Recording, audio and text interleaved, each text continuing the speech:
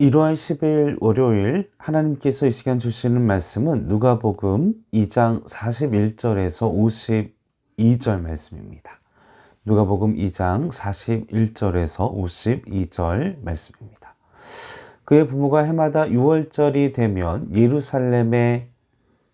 예루살렘으로 가더니 예수께서 12살이 되었을 때에 그들이 이 절기의 관례를 따라 올라갔다가 그날들을 마치고 올라갈 때에 아이 예수는 예루살렘에 머무셨더라. 그 부모는 이를 알지 못하고 동행 중에 있는 줄로 생각하고 하룻길을 간 후 친족과 아는 자 중에서 찾되 만나지 못함에 찾으면서 예루살렘에 올라갔더니 사흘 후에 성전에서 만난즉 그가 선생들 중에 앉으사 그들에게 듣기도 하시며 묻기도 하시니 듣는 자가 다 그 지혜와 대답을 놀랍게 여기더라. 그의 부모가 보고 놀라며 그의 어머니는 이르되 아이야 어찌하여 우리에게 이렇게 하였느냐 보라 내 아버지와 내가 근심하여 너를 찾았노라. 예수께서 이르시되 어찌하여 나를 찾으셨나이까 내가 내 아버지 집에 있어야 될 줄을 알지 못하셨나이까 하시니 그 부모가 그가 하신 말씀을 깨닫지 못하더라. 예수께서 함께 내려가사 나사렛에 이르러 순종하여 받드시더라. 그 어머니는 이 모든 말을 마음에 두니라. 예수는 지혜와 키가 자라가며 하나님과 사람에게 더욱 사랑스러워 가시더라. 아멘. 오늘 본문은 사복음서에서 예수님의 유년 시절을 유일하게 다루고 있는 그러한 부분이라는 점에서 의미가 있습니다. 예수께서 어느 날 갑자기 성인으로 이 땅에 내려오셔서 호련히 나타나셔서 세상을 구원하신 게 아니라 아기로 오셨고 그리고 평범한 부모의 양육을 받으면서 30년간 이 평범한 일상의 삶을 사시는 그 모습 속에서 어떻게 보면 이처럼 우리의 삶 가운데에도 우리의 일상 가운데에도 참 평범하고 아무것도 없는 그런 우리의 지루한 또한 우리의 그런 삶의 자리 가운데에도 하나님이 개입하셔서 하나님의 뜻대로 인도하시는 줄로 믿습니다. 그러한 은혜와 또한 그러한 말씀 속에서 우리에게 주시는 말씀을 이 시간 묵상하며 나아가기를 바랍니다. 계속해서 41절, 45절 말씀을 보시면 유대인 남자들은 1년에 3번 6월절, 오순절, 초막절 이때 예루살렘에 가서 예배해야 했습니다. 그런데 당시 예수님의 나이가 이때의 이런 의무의 기간은 13살부터 있는데 그런데 당시 예수님의 나이는 12살이었습니다.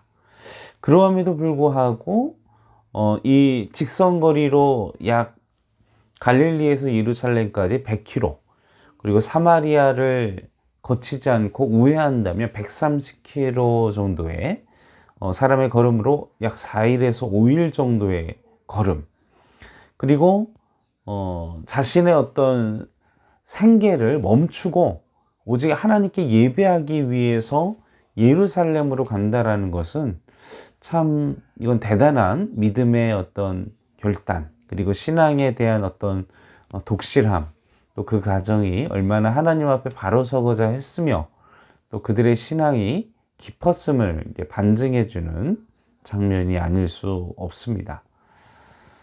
당시에 이렇게 유월절을 지키기 위해 온 가족이 함께 예루살렘으로 향했다라는 것은 우리가 이 험한 삶을 살고 이 코로나로 더욱더 경제적으로 힘들고 어려운 중에 우리가 신앙생활과 믿음생활을 하면서 과연 하나님 앞에 어떤 선택 그리고 어떤 결정 어떤 우선순위를 둬야 할지를 생각해 보게 되는 제목이 아닌가 생각해 보게 됩니다.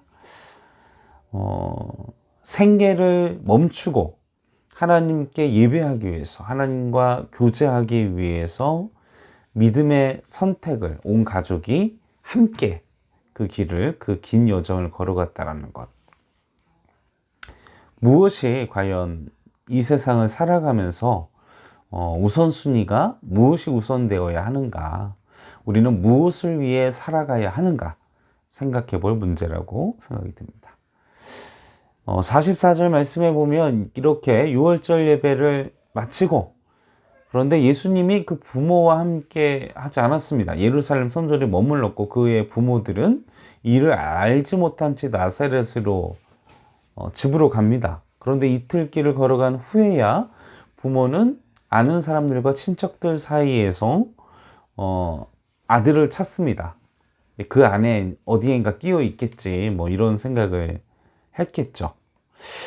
그런데 이 정도로 자신의 아이가 지금 하루만 없어진 게 아니고 솔직히 몇 시간만 없어져도 좀 걱정되시지 않습니까? 저도 9살 된 지금 아들을 두고 있지만 이 아이가 놀러 나가서 연락이 몇 시간 안 되면 한두 시간만 지나도 걱정이 됩니다.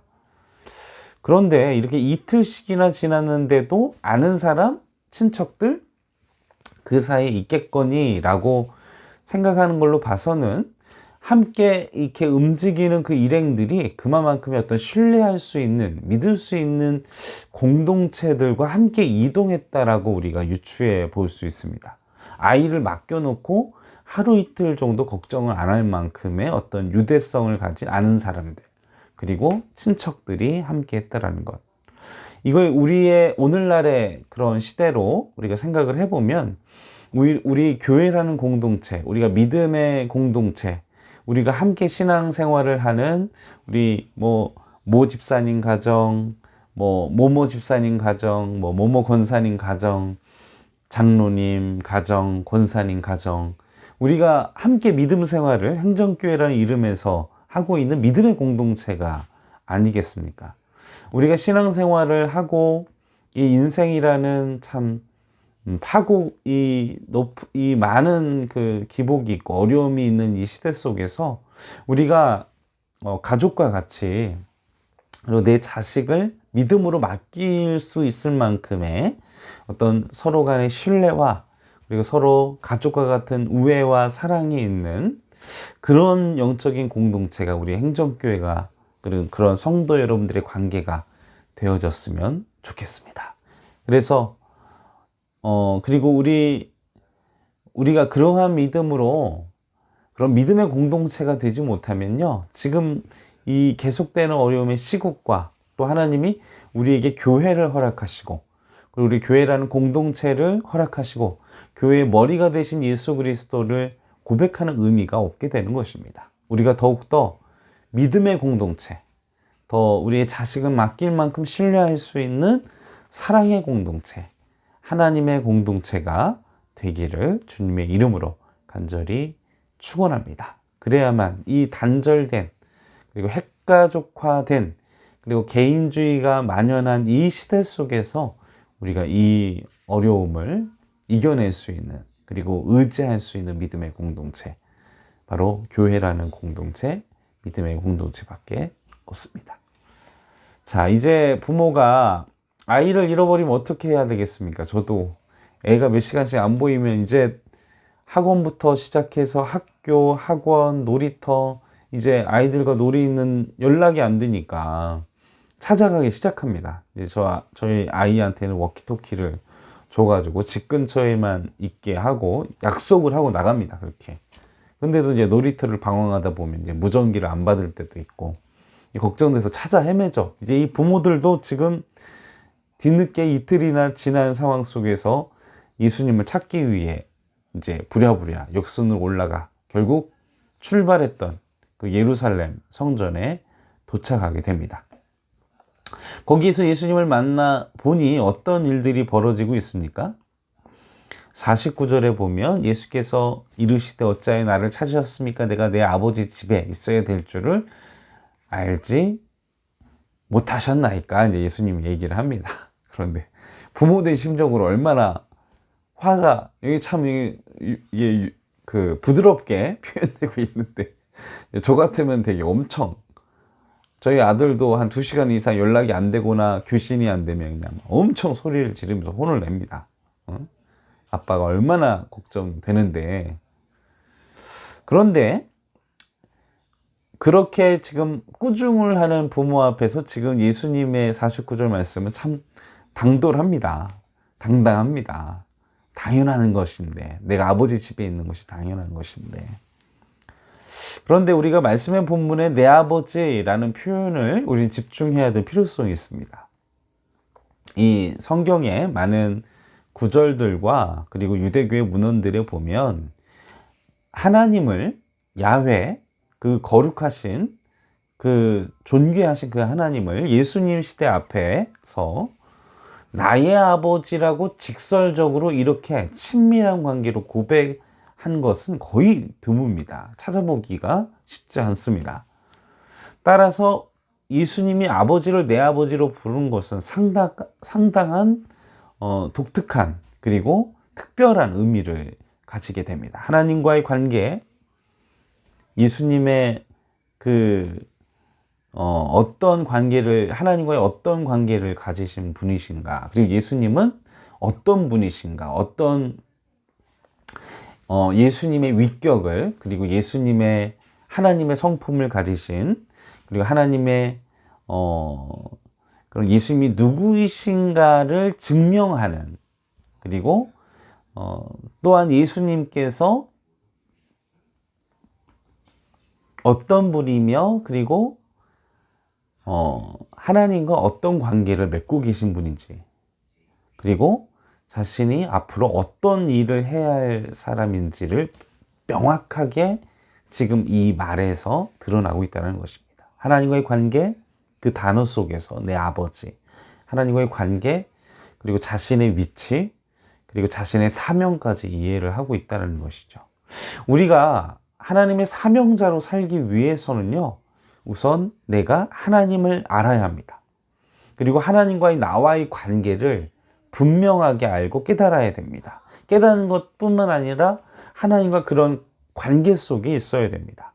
그래야만 사명을 발견할 수 있고, 나를 향한 하나님의 뜻과 나를 향한 하나님의 부르심을 확인할 수 있습니다. 이 문제가 하나님과의 이 관계, 내 아버지, 이 하나님의 관계가 내가 해결되지 않으면요, 사명까지, 그리고 내가 어떻게 살아야 하는지, 무엇을 해야 하는지 우리는 헤매일 때가 많다라는 것입니다. 사랑하는 성도 여러분, 하나님을 말씀대로, 그리고 우리가 우리의 이성을 넘어선 하나님을 제대로 알기를 원합니다. 그리고 하나님과의 친밀한 교제와 하나님과의 관계 속에서 나를 부르신 하나님의 사명과 하나님의 부르심을 발견하시기를 주님의 이름으로 축원합니다. 마지막으로 51절, 52절입니다. 예수께서 함께 내려가사 나사렛에 이르러 순종하여 받드시더라. 그의 어머니는 이 모든 말을 마음에 두니라. 자, 예수님은 예수님 자체를 이 부모들은 이해를 잘 못, 예수님이 어떤 분이시고 정확하게 이해하지 못하시죠. 그러함에도 불구하고 이 아둔한 부모를 예수님은 하나님이시고, 예수님은 하나님의 위대한 사명과 사역과 그리고 앞으로 해야 할 일들과 하나님의 부르심과 하나님과의 관계, 깊은 하나님과의 관계 속에서 아시고 계셨지만, 그는 나사렛에 돌아가자 순종하는 삶을 공생의 전까지 순종하는 삶으로 살아가셨습니다. 우리의 삶의 자리 가운데에도 하나님의 뜻이, 하나님께서 우리에게 사명을 주시고 하나님의 뜻을 실행하시고 우리에게 그 때를 알려주시기 전까지 우리는 내게 주어진 내가 순종해야 할 영적인 권위자, 영적인 질서를 그 안에서 겸손히 순종하며 따르며 인정하며 순복하는 삶이 필요하다는 얘기가 됩니다. 예수님처럼요. 예수님처럼 공생의 전까지 예수님의 부모 앞에서 자신이 하나님의 속성과 하나님의 아들이며 사명을 받았지만 그 공생의 전까지 하나님의 때까지 자신을 낮추시고 자신 겸손히 부모를 순종하며 따랐던 것처럼 우리도 우리의 삶의 자리 가운데 허락하신 영적인 권위자, 그것이 부모가 될 수도 있고요. 우리 구역장님, 우리 팀장님이 될 수도 있고요. 그리고 우리의 삶의 자리 가운데 허락하신 리더십, 그분들의 말씀에 순종하는 담임 목사님과 목사님의 말씀 속에서, 그리고 내게 허락하신, 하나님께서 허락하신 영적인 리더십에 순종하는 삶, 그것이 우리에게 주시는 하나님의 영적인 도전입니다. 그것을 깊이 묵상하시고 오늘도 또 한 주간도 하나님의 은혜 가운데 나아가시는 우리 행정교회 성도 여러분들 되시기를 주님의 이름으로 간절히 축원합니다. 함께 기도하시겠습니다. 살아계신 아버지 하나님, 우리의 삶이 하나님과 친밀한 교제 속에 하나님을 알고, 그리고 하나님과의 나와의 관계를 누리며 깨달으며, 그래서 나의 부르심과 그리고 하나님의 때, 하나님의 시간까지 내게 부르신 그 모든 영적인 리더십에, 그리고 영적인 권위에 순종하며 하나님의 때에 하나님의 사명자로서 살아가는 내가, 그리고 우리 행정교회 성도 여러분들 될 수 있도록, 그리고 하나님의 부르심 받은 자들 될 수 있도록 도와주시옵소서. 감사와 찬송과 영광을 올려드리오며 울고 원하신 예수님의 이름으로 간절히 기도하옵나이다.